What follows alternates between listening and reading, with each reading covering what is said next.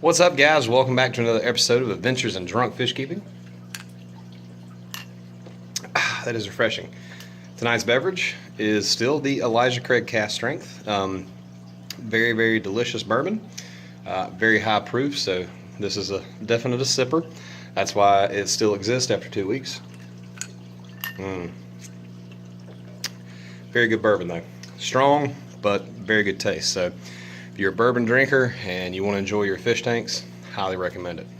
Tonight's video is going to be on a couple things. One, I'm going to talk to you guys about some future plans for the tank, which we'll do right now and do.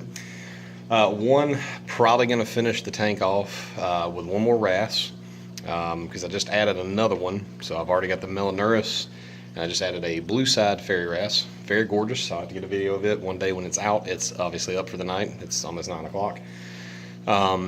They're gorgeous, gorgeous, gorgeous, gorgeous fairy wrasses. Probably going to try to do like one more of a flasher style. Something that has a really cool fin that'll kind of pulse as it swims, because I love the way the flasher wrasses do that. Another part of it's the Desjardins sail fin that I got. The Desjardins, yeah. The Desjardins is a really pretty fish. It's a really cool fish, very active, and really, really probably one of my top 3 tangs I would ever want to get. So I'm really happy that I got it. You know, and if anyone's watched channel long enough, you understood that I had a powder blue, a really big one that I was very proud of because it was very fat and healthy. You know, I lost him during the hurricane that we had in Wilmington and Florence. We didn't have power for 7 days, so there's nothing I could do. I come back to several of my fish dead, and there was just nothing I could do. I mean, I didn't have any type of remote battery pack or generator that would keep a 120-gallon tank running, even the power heads, for 7 days uninterrupted. So I did end up losing some fish, which brings me to another point of the video. And this is the thing that the more I've gotten into the hobby, the more and more I care about, you know, the health and well-being of the fish, you know.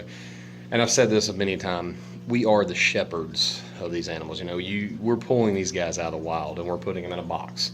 You know, they have the whole ocean and then their whole zone where they would swim or live at normally in the ocean.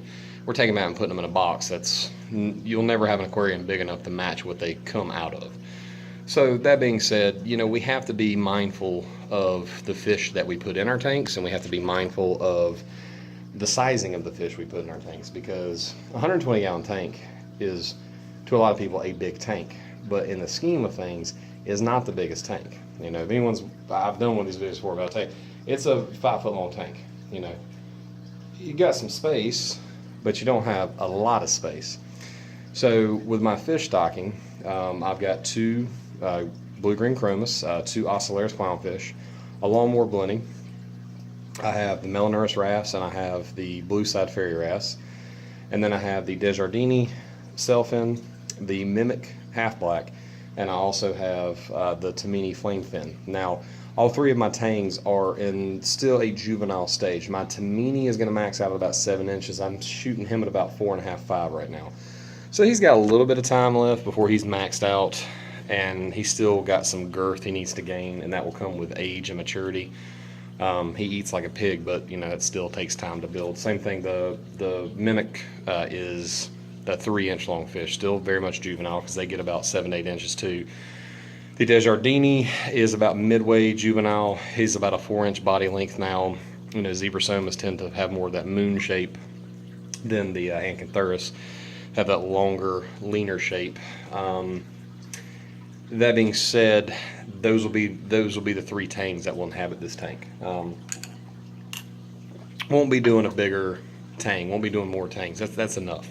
Luckily enough, you know, normally you can mix certain tangs depending upon species and their body sizing and coloration. Like I wouldn't put, you know, like a large powder blue or a blue hippo in with like 2 juvenile Scopus tangs or 2 juvenile yellow tangs, because it's probably going to beat them up. And tangs, as everyone knows, have a scalpel, and that's where they get the surgeon fish moniker from, is that they have a scalpel on them. Well, that scalpel can do some damage, and if you put a good sized adult or almost adult sized into like some juvenile or sub-juvenile tangs, it will tear them up. So you got to be careful what you do.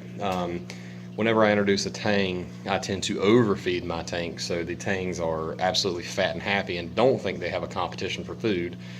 And that's the thing with tangs, you gotta understand they're constant grazers. So I feed spirulina and algae strips and stuff like crazy in this tank, which means you do have to kind of keep your filter socks changed more often. If you notice the water looks a little bubbly, that is because of the protein skimmer that I'm running, which I keep running constantly to help out, because tangs are crop dusters. They eat and poop, eat and poop, eat and poop all day long. So they will put a large amount of bio load in the tank. So you got to be careful. I want to show you guys something real quick. I want to put a little bit of spirulina in the tank. It's a flake spirulina. And I'm going to drop this up top. I'm going to let that start working in, and I'm going to show you guys, everybody, and kind of give you an update on the tank and the corals. So there's the Tamini in the background. He's kind of shy. You see the Desjardini. He's up there behind the turbine area, and he'll come out in a minute. They're all still shy. The tangs are very shy. I really had to work hard to train my powder blue to come out and want to eat from my hand. So we'll start with the corals over here. There is the toadstool leather, or a weeping willow leather. It's doing well. It's fully footed. You guys who watch the channel know that when I first got this, it was actually bigger than this, but I accidentally split it and took the split section and put into my girlfriend's tank. And then we have the green star polyps. They're growing at a good rate. They're encrusting quite well. I'll actually probably end up fragging some of these off and putting some on the back glass, and probably putting some in the girlfriend's tank. Down here you can see the blastoma and the Duncan, both of which are doing well. We have the two torches in the center. Probably going to end up moving them. They're not as happy in the position they're in. One of them's bleaching pretty well, so I think I'm going to have to move them back up to where I had them. I've got the acan down here on the bottom. It's actually got two heads budding off, new growth, so I'm happy. The bubble, which is up, that's my survivor. That thing will never die. And then also the Australian hammer over here in the corner. The turbine area, which is out. I've had this coral forever. It's grown a decent amount. Being a plate coral as it is going to take a little bit longer to grow as opposed to some of the softer stuff, but it's a really cool centerpiece and I really love it. And there is the Desjardini in all his glory. As you can see, he's a very active little guy. He's a little shy. I think the camera's brightness is kind of freaking him out a little bit, so we'll try to move as slowly as possible so he doesn't freak out, because I want you guys to really get a good view of him. And that's what makes me like the Desjardini as opposed to just a standard self-in thing. They have the beautiful orange marking, the zigzag pattern, the white speckles all over the cheek, kind of mimicking a gem tang through here. They've got that beautiful white speckling that just looks great. To finish this tank off, I do want to get probably one more flasher wrasse species.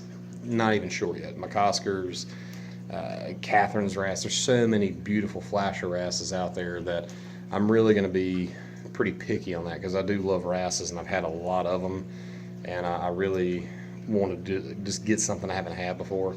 And eventually one day I think I'm going to end up doing a tank that's going to be nothing but just like really pretty coral and wrasses, and it'll be like, whoa, it'll be a cool tank. But that'll be for when I have the ability to just have a spare tank floating around that I can really just throw some stuff at. Probably gonna end up doing like a mandarin dragonette or like some ruby red dragonettes, maybe like either some clown gobies or like strong goby, one or two of them, just to kind of finish the tank off, give you some smaller guys that kind of, they hide a lot, but they're cool because they'll pop out every once in a while and it's like, ooh, hey, and then they go back and they hide. I may even throw a couple more firefish in there. I love firefish. That's probably honestly one of my favorite firefish. Not even the purples or the hell freakies, just standard firefish to me are gorgeous. I just love their coloration. I know they're beginner fish. I know they're the fish that everybody has and puts in nanos, but they're beautiful and they're schooling and they add such a beautiful pop of color, and they have the coolest little personalities when you get a group of them. One or two firefish really don't do it, but when you have a group of them, they pop their fins as they swim. They do this and they pop up the whole time. So they're really cool to watch. But, you know, like I said, part of what makes this a fun hobby and what makes me really care is, you know, watching your fish grow. They get big, they get fat. You start seeing their personalities. You know, my Jardini, he's a pig. He's always out. He reminds me a lot of the powder blue I had. He's always out. He's always looking for food. It doesn't matter how much you feed him, he's eating and he's happy. The Tamini's kind of a little bit of a bully, but not as bad as the powder blue was.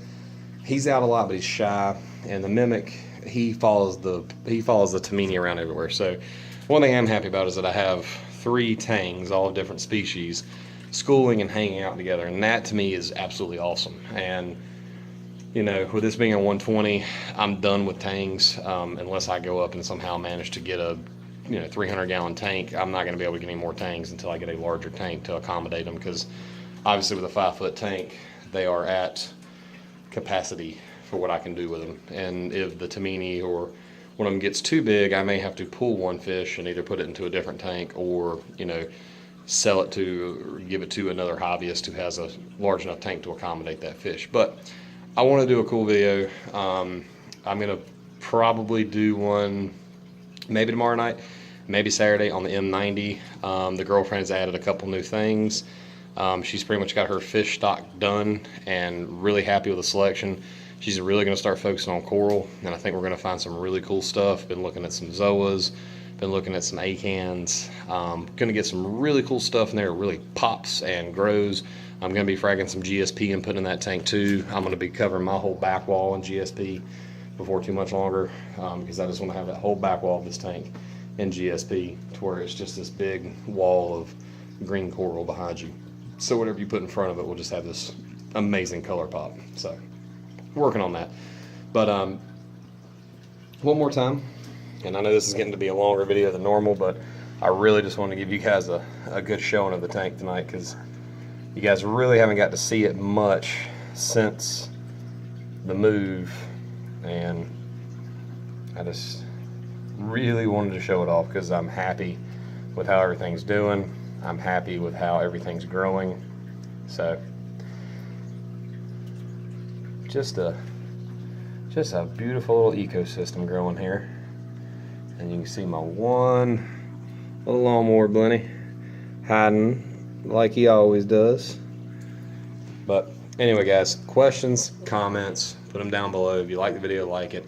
Like I said, I do this for you guys. I do it for fun. This is not for getting in, YouTube fame. This is just for fun. So questions, comments, put them down below. Answer any questions if anyone's got them. Going to be changing the lights up here on the tank soon. Not the hydras, but I'm going to actually go to a full rail versus the hangovers, because I'm kind of getting tired of the goosenecks being in the way. But questions, comments, put them down below. As always, guys, enjoy the adventures in drunk fish keeping, and that is refreshing.